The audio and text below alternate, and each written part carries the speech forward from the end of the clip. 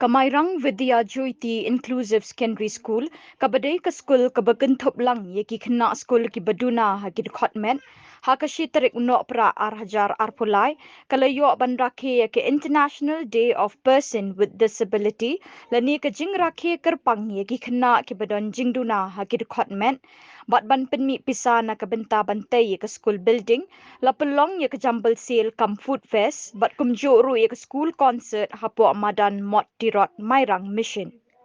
Hakini ke jing rakhe Kyrpang jong kini ki Khynnah school lawan banya don lang kum ukong san do MLA ka mairang constituency uba met ba lingdo harangkat ki weide ki bala Dkhot ngobha ki bakentup ya ka DSWO nongston ka kong di pakenten ki kemi ki kpa jong ki Khynnah school ki nong hikai lembat ki Peit ba nong shong shnong jong ka than east and west.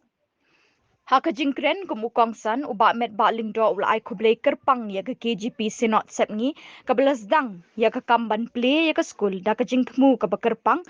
tang bakade ke school Henry kabadon kenthop lang ya ki kum kini ki Khynnah ke badon kamban pet ya ki haka jing embaman la ke sngi ulong badon kami ke mensi embat ke jing syakri na ke benta kini ki Khynnah ke bajukan mau buram man la usnem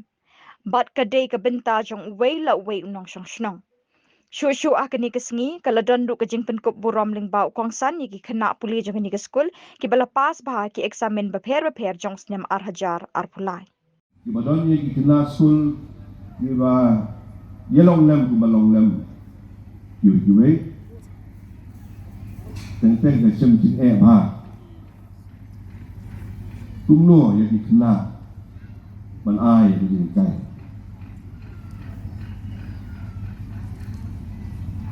kapan berkat habang ye hab bandil pat bagi Khynnah school di balong physically challenged. It's not a joke. Kam day ka kam ke Bosco lala bimla man ai ye ka ni kai with a smiling face. You will never achieve that goal.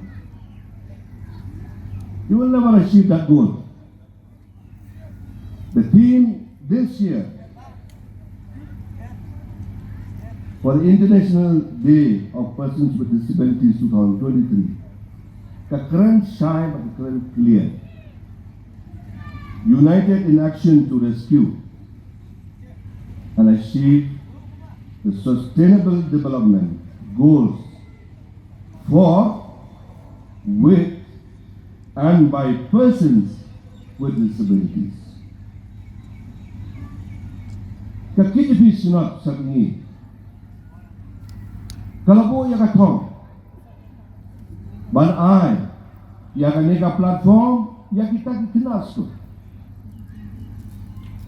ka special platform Henry lada ngim non part ban ai ya ka service with a smile face shano with the commission